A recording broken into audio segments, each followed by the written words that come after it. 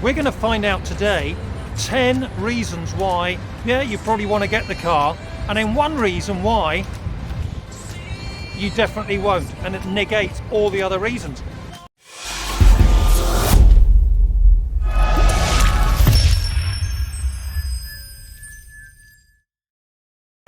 Just in case you didn't notice the title of my video on my thumbnail, and this car doesn't look familiar to you, well, this is the all nearly new second-hand Range Rover Sport SVR version of the Range Rovers. This is the top spec car. But the question we always ask ourselves is it any good off-road? Would you really want to use an SVR to go off-road? If you don't know what SVR means, I thought it was like special needs or something, but it actually says here, in case you, it says special vehicle operations. SVOR is the full title. So, have you thought about getting this car? Do you have enough money?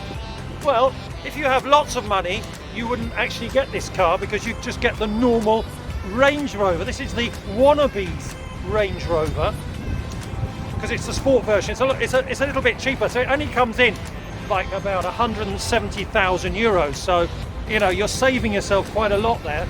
But the only thing is, if there are certain luxury items and extras on this which you can't get. For example, the royal family, when they buy this car, they have the option of a special arm, a plastic arm that goes up and down so they can wave to people when they're going by. You can't spec it on this particular car. And some people rule it out because of that, etc. So, as usual, we're going to start with point one, which is, does it have a 4x4 system inside it? Well, we all know the answer to that, don't we? Except you. And here it is. Oh, look at this. Isn't this beautiful? I don't want to start getting into like normal videos where people start talking about leather and all that.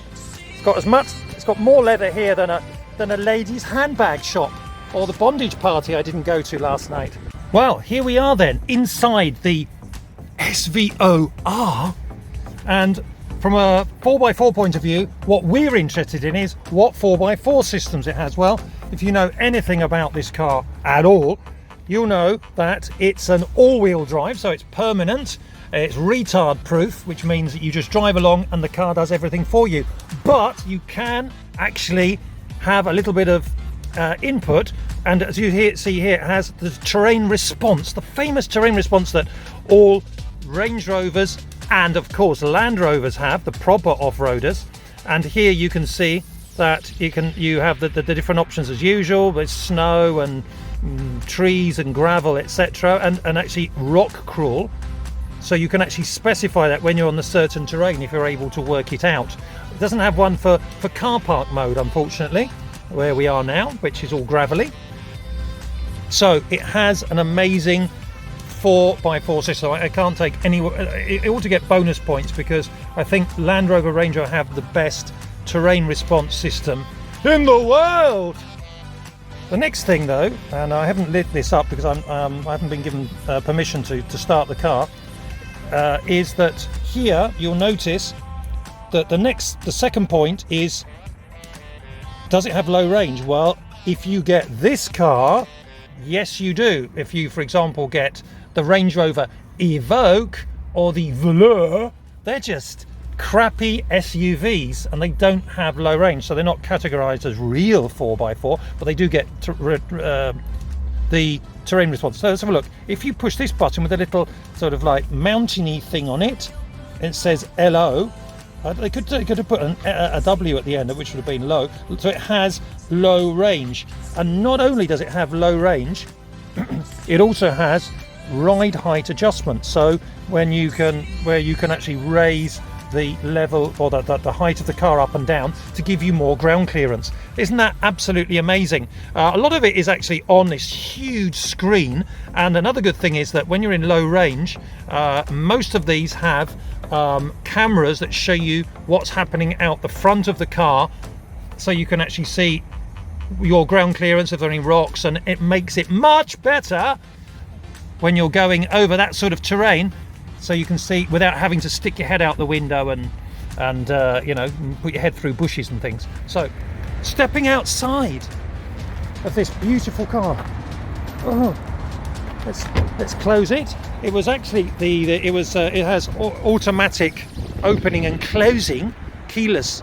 It has a key there, so if it does get stuck, you can take that off. If you're in the middle of the woods and you've got no battery, you can still get in there. So the things we look at then, first of all, on the outside are the ground clearance and the wading depth, and then the angles on this car. Well, ground clearance, let's have a look down here. As you will notice, well, it's quite high off the ground. The thing is, though, a little bit of a disappointment here is it only has 21 centimeters of height from the ground, which is actually very, very, very average. But because it has those airbaggy balloony things that you can make go up and down, then you can actually raise it to up to 27 centimeters, which is a pretty good height, I would say. So you can look down. It makes it easier to look down on the peasants outside that you're waving to with your special plastic royal family arm. The other thing is that the wading depth is almost a class leader. It has 899 centimeters or millimeters. Is like 900 centimeters, nearly a meter. So it's not exactly 900, it's an 899. It's massive, nearly a meter. So that's something like 34.5 inches. So it's nearly 3 foot wading. So you can, if you have to take your children to school and there's more water in the river than normal to get to the boarding school, you can just wade through and make sure little Poppy and Oliver get to school on time. Another thing here is the angles. The angles on this, well, you know what? I'm not too impressed, and there's a good reason for that as well, because the approach angle is only 22 and the departure at the back is only 22 as well. These are pretty low scores. They're not that good. They're really low. And also the breakover angle is 19.4. These are really low figures. Normally you'd expect them to be more than, they'd have to be at least 30 front and back, 25 or something like that, and the breakover should be 25. But because you can raise the car up and you can put it down again, then it all changes, so that the approach angle then becomes 30, the departure becomes 27, and the breakover is also 27, which are very, well, they're decent, but they're not class leading angles. The next thing I'm going to look at then is wheels, because I know a lot of people out there are sort of we have a wheel fetish, you know, with alloys and things. So let's have a look at these. Right then, now this is interesting. We're not going to look at the beauty of them, the fact they have red calipers, and some people like yellow and green ones, and they all get all excited about those things. But if you're off-road, one of the most important things is that the wheels are going to be like 16, 17 or maximum 18 inches, and you've got to have a very good high profile. So if you notice here, the profile on these are 21 inch, and they can be spec'd to 22. That is awful and ridiculous, except if you want to be a show-off, which you probably do if you bought this car. So going off-road on this, they've got the wrong size. Another thing is that the profile is just 45. That is incredibly small. It's bicycle size. So really you can do a lot of damage. I've seen cars go off-road and they've got punctured because of this awful, ridiculous size wheel. The good thing though, it redeems itself a little bit by having a 75 profile tyre. That's extreme. My hands are so big and strong and manly, and that's why I can span it almost 75 whatever they are, centimeters I suppose. And there is actually quite a lot of space here to get a bigger tyre. If you want to go off-road on this, you really need to get different wheels, and if you can afford one of these, and you can probably afford wheels just to go off-road on. Another thing then is the chassis. Now originally cars like this should always have chassis which are, you know, body on frame, but Land Rover have developed them now, which they're sort of monocoque, single body, all in one, please, together. And because of that, you'll notice that this car actually is an all-in-one, but they've reinforced it, and it's actually stronger than the original body on frame ones. The only thing is that if you get a big knock under the car, obviously that would damage the whole of the car and practically write it off with the costs of the parts, I imagine. But they must know best, because they make them. They're Land Rover after all.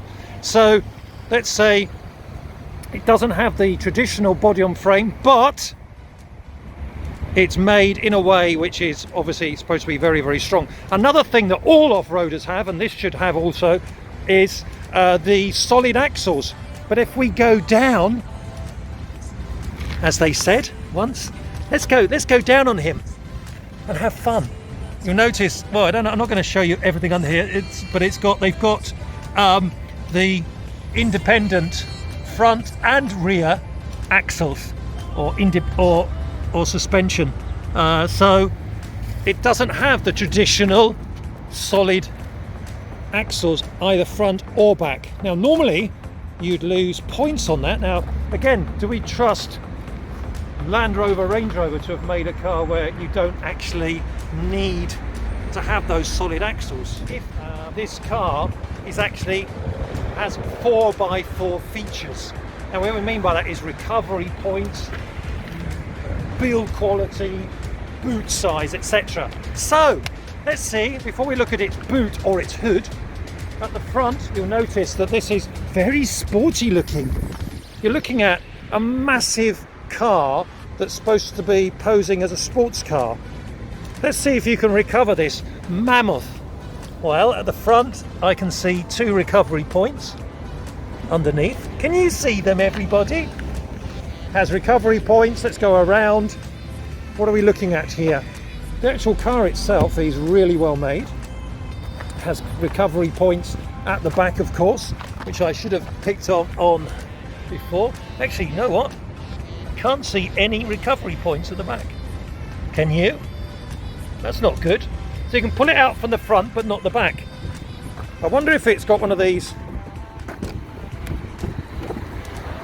Okay, does it open on its own? The back is actually the boot, or the trunk, as you say over there in the United States, is not huge, to be honest with you. It's smaller than the expensive Range Rover that you can't afford if you buy this car. Actually, I think you can touch this and it closes. Oh, look at that. Some people find that sort of like really, really fun to do. I think I just prefer to close it myself. So it's got a smallish boot, got no recovery points at the back, it's got a couple at the front. Another thing is the inside grab handles. Doesn't really have grab, there's ones where you hold on up here, but it doesn't have grab handles either. So regarding actual 4x4 important stuff, it doesn't really have a lot of it, to be honest with you. The other thing is it's got fantastic view, it's got big windows all around, although the window at the back isn't that big either, is it? So jury's out, it's not particularly brilliant from that point of view. This is why maybe it's the difference between a Range Rover, which is posher, than a Land Rover is. Look at that, it's even got these, it's got vents at the front. This is the SVR version. It's a Range Rover on steroids and would not be allowed to compete in the 4x4 Olympics, obviously, for that reason. So the last thing is, let's have a look at the project. What sort of project car is this if you really want to take it off-road?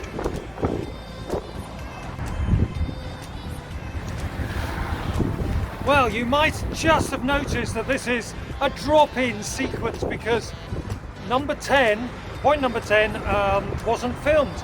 Things that can go wrong in professional filming. So anyway, I've gone back into the countryside and well, to tell you, the 10th point was, how good is the Range Rover Sport for a project, 4x4 project?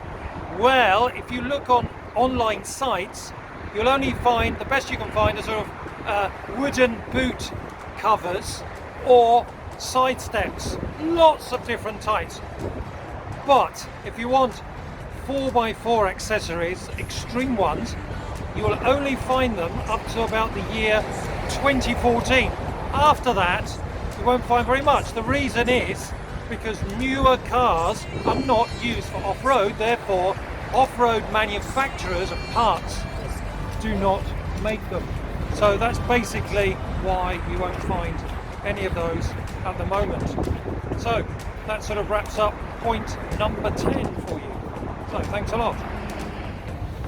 So the question is here, why would you have this car with the 4x4 anyway? Well, if you live in a place with mountains which are actually high enough to have snow on them and you want to go skiing, then this is also a skier's car.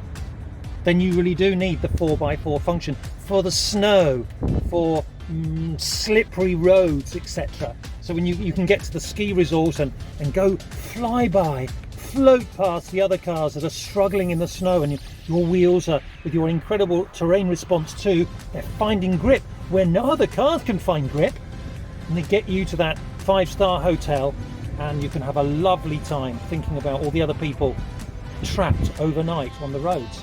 So if that is why you want 4x4, ride height, etc., great. You'll have to get a roof rack, which is probably a very expensive option as well for your on this car. Then you can put your skis on the top, etc. So that will, for that reason that alone, that would almost justify. Although I'm sure there are other cars that can get to a ski resort in as much comfort and for at least 100,000 euros cheaper. So you could spend all that money on more skis, more skiing time, and better hotels. But just in case you wanted to know why I thought you might want the 4x4 function, you can pick it, you can push the snow button there as well. So that's another good reason to get it.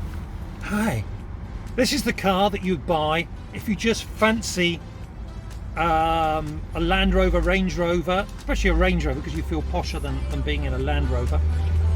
It's one that you buy, you have enough money and you think, I just fancy the Range Rover look, appearance, image, but I want a really sporty engine that I can't use anywhere legally on a road and never will, so it's a waste of time. But I love the badge, the image of the sporty car.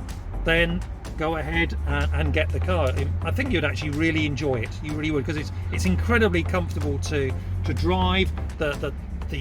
Everything about it is really comfortable, which makes but for a 4x4 car, the SVR really doesn't make much sense, as I say, for luggage space, for recovery points, for anything really. So that really wraps it up. If you've enjoyed the video, which I'm sure you have, then hit the like and subscribe and all the rest of that, and I'll see you very soon for some more extremely surprising 4x4 car reviews and videos. See you soon. Bye bye. Oh, my cup.